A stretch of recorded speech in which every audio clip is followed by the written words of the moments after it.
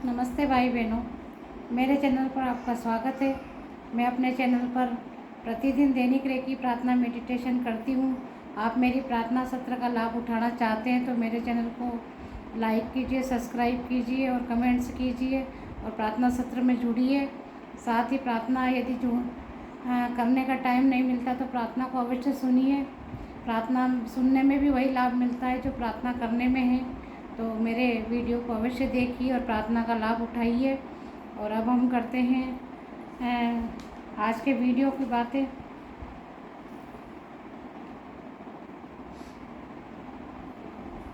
मैंने अपने चैनल पर रेकी संबंधी कुछ वीडियो डाल रखे हैं जिसमें सातों चक्रों की हीलिंग, नवद्वार की हीलिंग।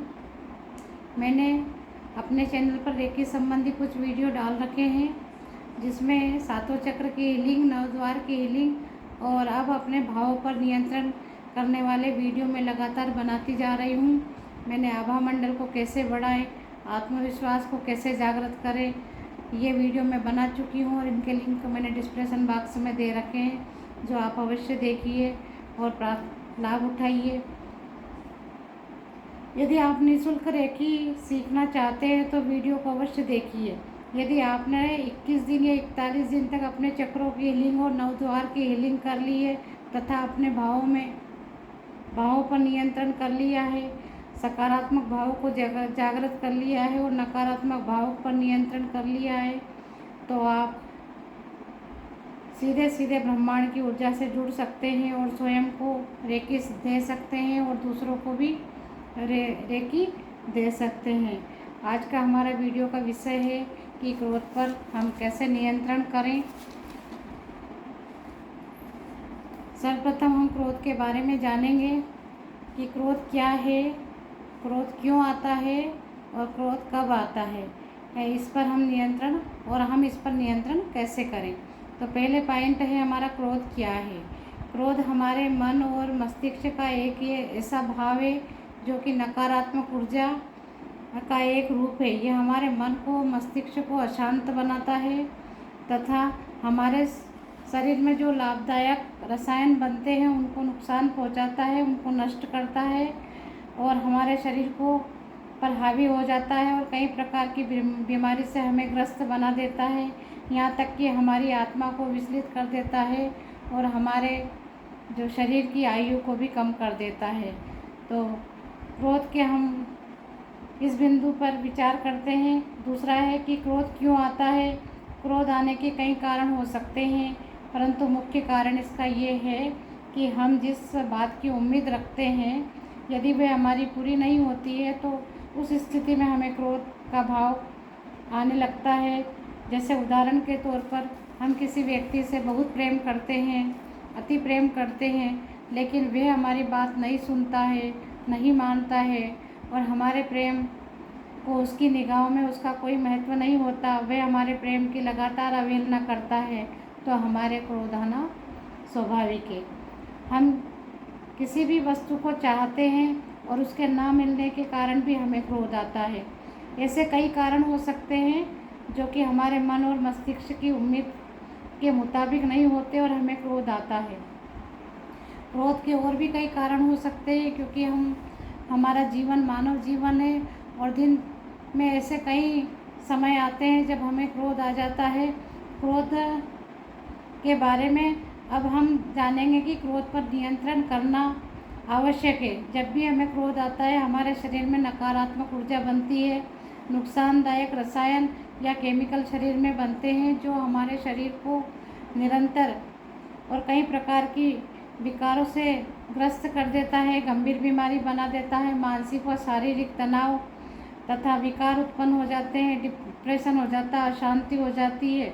अतः क्रोध पर नियंत्रण करना अति आवश्यक है और क्रोध पर नियंत्रण करने के लिए इसका हमें थोड़ा थोड़ा प्रतिदिन अभ्यास करना होता है।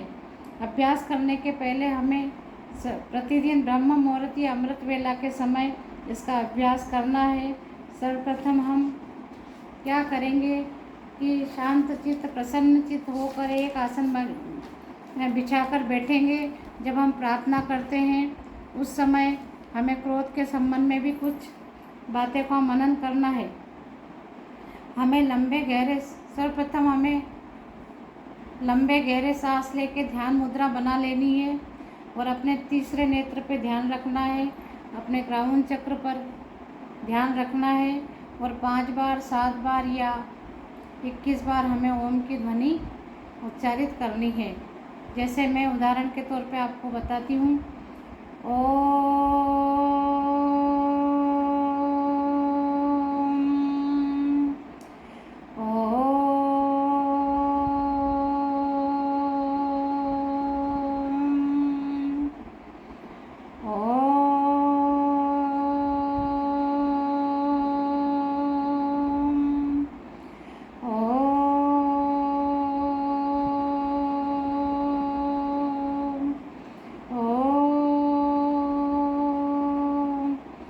इस तरह से हम ओमकार की ध्वनि लगातार करते रहते हैं 5 बार, 7 बार या 21 बार, और हम मनन करते हैं और हम दोहरान करते हैं। हमारा ध्यान तीसरे नेत्र पे आज्ञा चक्र पर होता है और हमारा ध्यान क्राउन चक्र पर भी रहता है और हम प्रण करते हैं, मनन करते हैं कि आज के दिन मैं पूर्ण रूप से शांत चित्त, प्रसन्न चित्त रहूँगी या रहूँगा।